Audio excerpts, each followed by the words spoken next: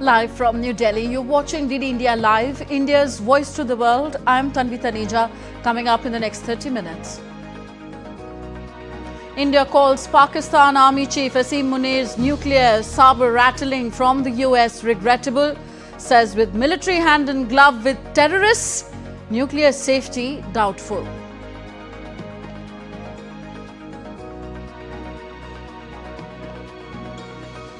EU foreign ministers to hold emergency meet to push for Kyiv's inclusion in Putin-Trump talks on August 15th in Alaska. And South Korea-Vietnam leaders pledge closer ties as US tariffs shake up trade. 10 MoUs signed on energy, finance and technology cooperation.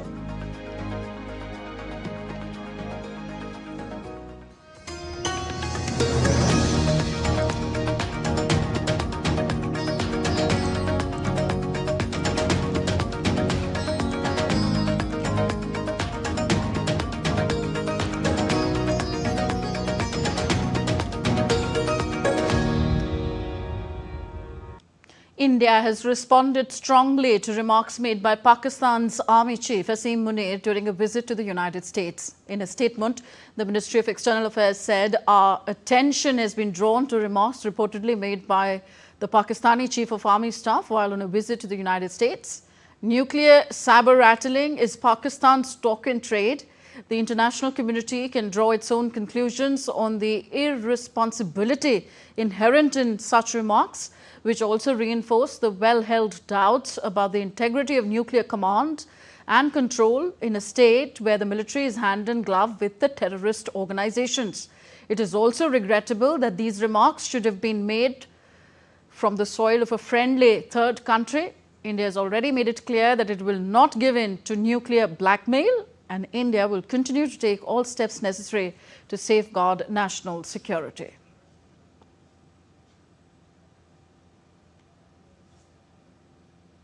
We are now joined by Lieutenant General Sanjay Kulkarn, former Director General of Infantry, Indian Army. Welcome, General Kulkarn, to the show. Why do you think Pakistan's Army Chief chose to go in for the nuclear sabre-rattling at this point in time? And what was his likely objective in making such an irresponsible statement?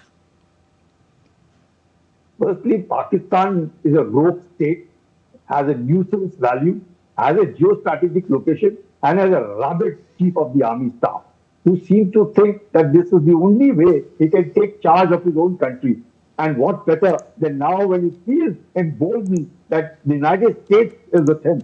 And this is the second visit of his in about a month's time. And both times, first time he had a meal with the president, now he's having a meal with the taking over ceremony of the Central Command. So all these kind of things, probably he seems to feel that he has been defeated, and that defeat, though of course his nation has made him a field marshal, in his heart of heart he knows that they have to come on their knees in less than 90 hours. They don't know what has hit them from where. And it is this kind of a feeling which has somehow now it started sinking into Pakistan. And now Pakistan seems to realize the only way now is to call out this thing that, well, look, if the Indians construct a dam, we have 10 missiles, they can blow up the dam. We will not let if anybody uses us. We are a nuclear nation, and we'll take half the world with us. All this being said on the American soil, I sincerely, again repeat, sincerely hope that the Americans take cognizance of these kind of statements being made by Asim Munir, not for any other reason. America firmly believes in disarmament. Here, the American president trying to bridge in the gap between Azerbaijan and Armenia.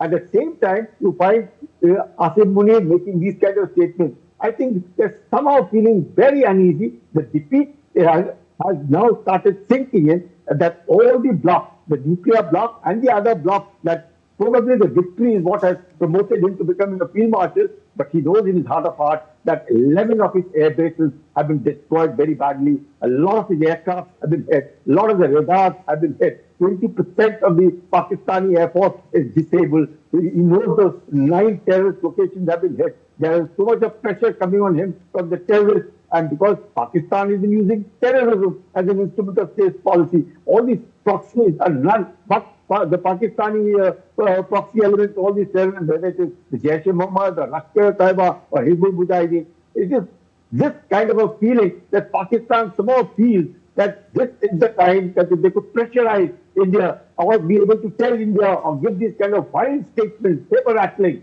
say anything and everything, and knowing fully well that nuclear is not a thing to be spoken like as if they are firecrackers or something. What if it falls into, let you know, the command and control of the nuclear setup in Pakistan? Probably it is not in the hands of Pakistan itself. You never know whether it is in the hand of terrorists or is it in somebody else's hand. God alone knows what's going on in Pakistan at this point of time. But surely it gives a feeling that it's a one man who now calls the shot, and that shot is Field Marshal Asim Munir, and even Shehbaz Sharif seems to have been totally left out. I don't think this kind of a power sharing in Pakistan will last too long. And definitely the Pakistanis themselves, with Imran Khan not seeing eye to eye with the Chief of the Army Staff, the Chief of the Army Staff wanting to become probably the President of Pakistan. And in this kind of, catch-22 situation that he's in, and he feels, my personal reading is, he feels emboldened that the United States seem to have given him a meal, the United States have called him over again, and that they have given the highest award to General Kurila, giving him imtiaz and all these kind of things. Right? So probably uneasiness, feeling guilty, and the loss is now started sinking in that Pakistan has actually lost and not won what they seem to be spreading a false narrative among their population that Pakistan seems to have. So everybody sees 11 air bases hit so hard. Don't the Pakistanis see it's not a country too big to be seen. Everything is visible to every Pakistani. It's a heavily populated country. So it's too much of very guilty conscience fix the mind. That's what I will call for the rabid Asim Munir. Okay.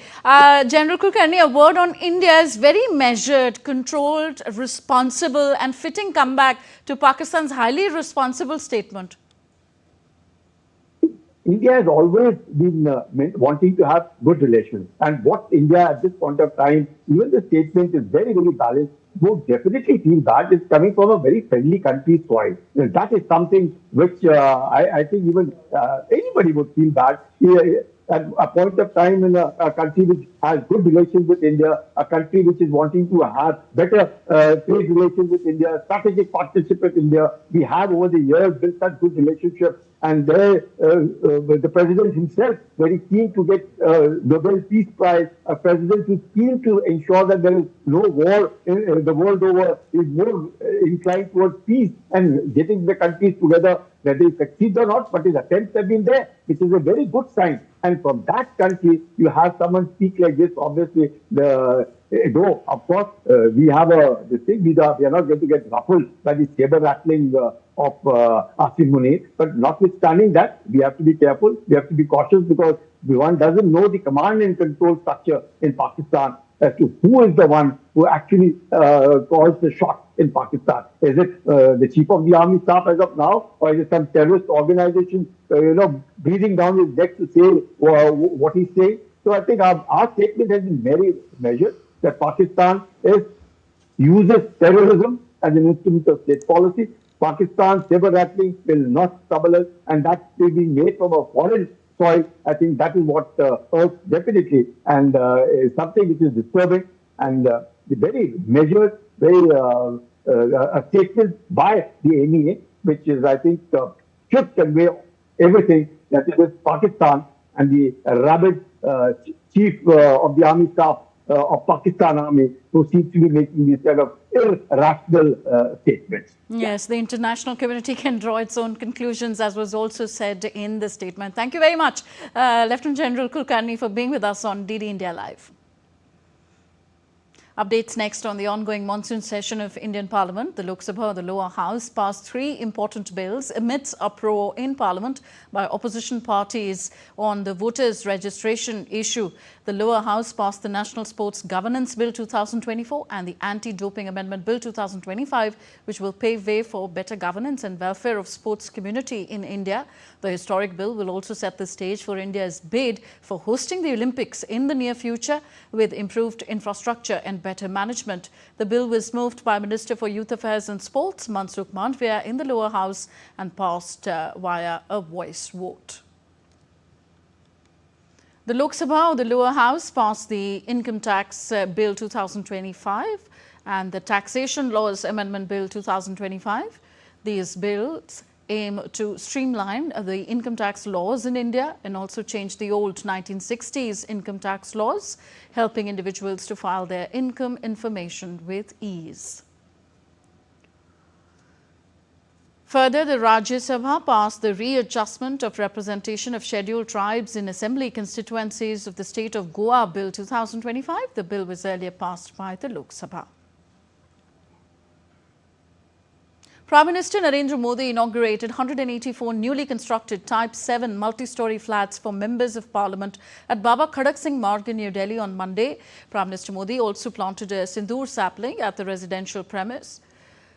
He interacted with the Shramjeevis or labourers on the occasion. Addressing the event, Prime Minister Modi stated that naming the towers after India's major rivers reflects their life-giving and unifying significance, promoting national unity despite potential political misinterpretations. Further, Prime Minister Modi said that the gathering of MPs from across the country on the premise will reflect the spirit of unity and Ek Bharat Shreshtha Bharat.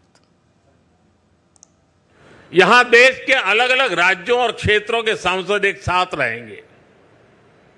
आपकी उपस्थिति यहां एक भारत श्रेष्ठ भारत का प्रतीक बनेगी। इसलिए अगर इस परिसर में हर प्रांत के पर्व त्योहारों का समय समय पर सामूहिक आयोजन होगा तो इस परिसर को 4 चांद लग जाएंगे। आप अपने क्षेत्र की जनता को भी बुलाकर इन कार्यक्रमों में उनकी भागीदारी करवा सकते हैं। आप अपने अपने प्रांतों की भाषा के कुछ शब्द भी एक दूसरे को सिखाने का प्रयास कर सकते हैं। सस्टेनेबिलिटी और स्वच्छता ये भी इस बिल्डिंग की पहचान बने, ये हम सबका कमिटमेंट होना चाहिए। On to West Asia now. Israeli Prime Minister Benjamin Netanyahu defended the newly approved Gaza City plan, calling it the best way to end the war. Addressing international media on Sunday, he said Israel must defeat Hamas, citing their refusal to disarm. Netanyahu said that the military expansion in Gaza aims to bring a swift end to the Gaza crisis after seizing the 2 remaining Hamas strongholds in the enclave. The war can end tomorrow if Gaza, or rather if Hamas, lays down its arms and releases all the remaining hostages. Gaza will be demilitarized. Israel will have overriding security responsibility. A security zone will be established on Gaza's border with Israel to prevent future terrorist incursions. A civilian administration will be established in Gaza that will seek to live in peace with Israel. Australia has announced plans to recognize a Palestinian state at the UN General Assembly in September, Prime Minister Anthony Albanese said on Monday. Albanese added that he had received assurances from the Palestinian Authority that there would be no role for the terrorists of Hamas in any future Palestinian state. Several countries, including France, Britain and Canada, have announced plans earlier to recognize statehood for Palestine since Israel launched a bombardment of Gaza nearly 2 years ago in response to the attacks by Hamas. Albanese said Australia will work with the international community to seize the opportunity. Today I can confirm that at the 80th session of the United Nations General Assembly in September, Australia will recognise the state of Palestine. Australia will recognise the right of the Palestinian people to a state of their own, predicated on the commitments Australia has received from the Palestinian Authority. We will work with the international community to make this right a reality. Meanwhile, Israel's military has issued a statement saying it targeted and killed Hamas terrorist Anas al-Sharif, who posed as an Al Jazeera journalist in a strike on Sunday. Israel claimed that al-Sharif headed a Hamas cell and was involved in a rocket attack on Israeli civilians and IDF troops. IDF added that intelligence and documents from Gaza, including rosters, terrorist training lists and salary records, proved he was a Hamas operative integrated into the channel Al Jazeera. The Qatari broadcaster said that 3 other of its staff were also killed. The head of the EU diplomatic service, Kaja Kallas, has called a meeting of EU foreign ministers to discuss the upcoming Russia-US summit on Ukraine. Kallas said on Sunday that any deal between Washington and Moscow to end the conflict in Ukraine must include Ukraine and the EU, adding that she will convene a meeting of European foreign ministers to discuss the next steps. The meeting will be held virtually on Monday afternoon, and Kallas said that the ministers will also review developments in Middle East and Gaza. Meanwhile, Ukrainian President Volodymyr Zelensky won diplomatic backing from Europe and the NATO alliance ahead of the Russia-US summit this week.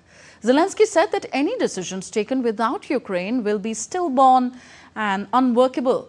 On Saturday, the leaders of Britain, France, Germany, Italy, Poland, Finland and the European Commission said any diplomatic solution must protect the security interests of Ukraine and Europe.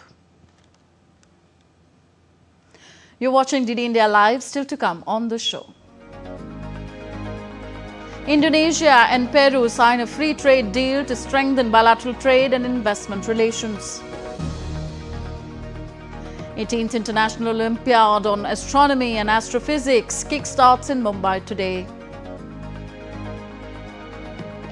And roads flooded, trains suspended as heavy rain hits southern Japan. Authorities urge evacuations after rains leave several missing.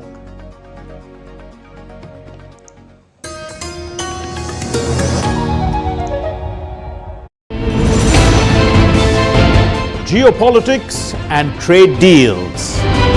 Economic challenges amid development. Hard work and the path to prosperity. It's the economy always. Between walkers, money is what money does and says. Supply creates its own demand. Between the bulls pulls and bears tears. When supply chains globalization and India rises to the podium. We'll get you centered with the economic brief at 8 p.m. every Thursday on DD India.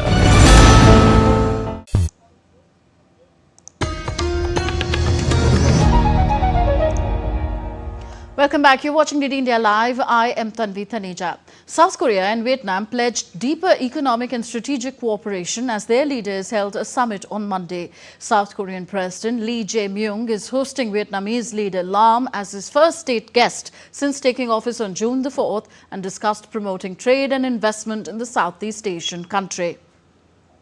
The countries signed 10 memoranda of understanding for cooperation in energy, finance, science and technology. Also agreed to further open up their markets and expand trade to $150 billion by 2030.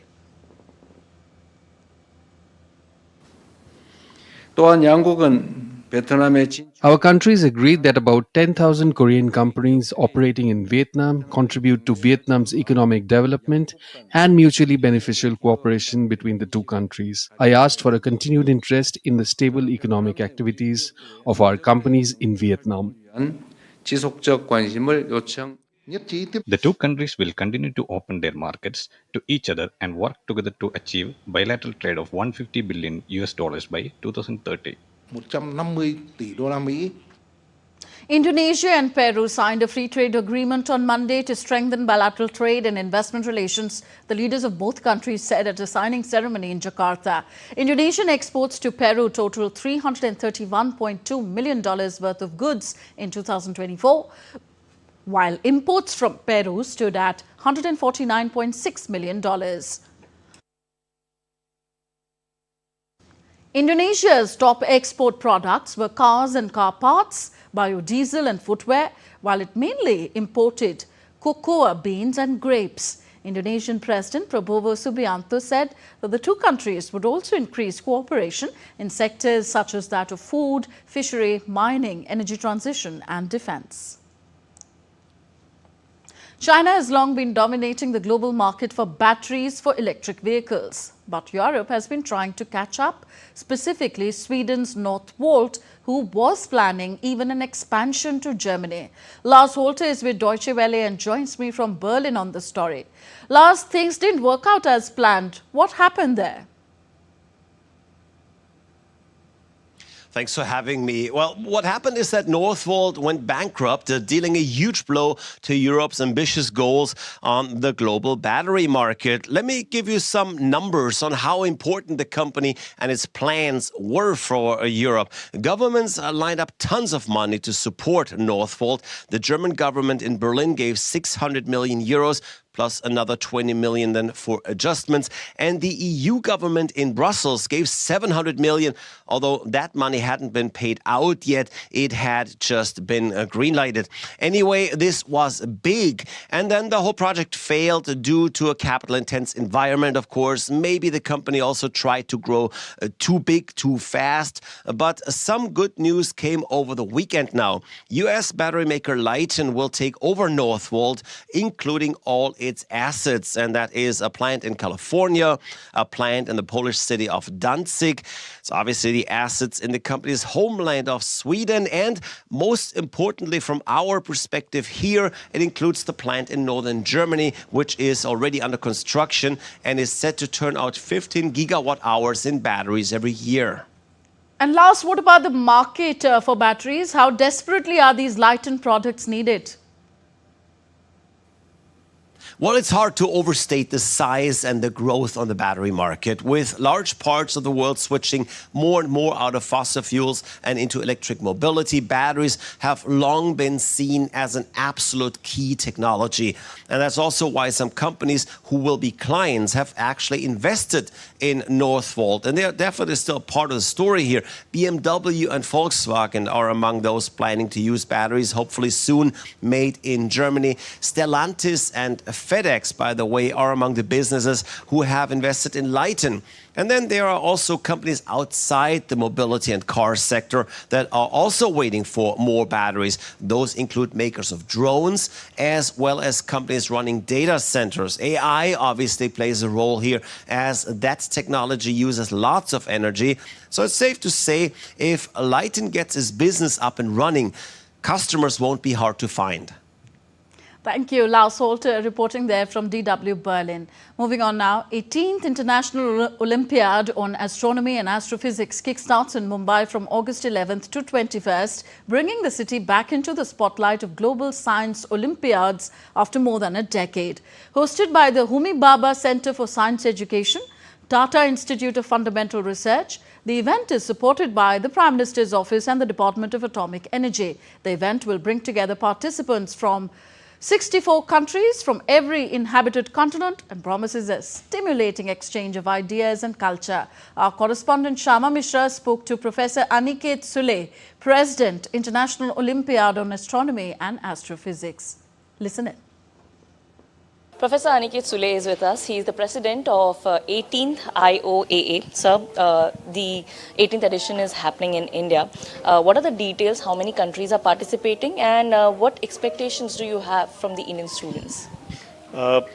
This year, 288 students from 64 different countries are participating, along with 160 teachers. Every country sends a team of 5 students, so even India will represent 5 students. What will be the outcome of this, not just for the Indian students, but overall, and how can the world gain from it? So typically, whenever any country hosts an Olympiad like this, their main idea is to showcase the strength of their own research program. So India is participating in various world-class facilities like 30-meter telescope, and LIGO India is happening on Indian soil, and GMRT is already a world-class facility. All right, thank you very much for talking to us. So yes, we are hoping that India, like every time and in various subjects, India has outperformed.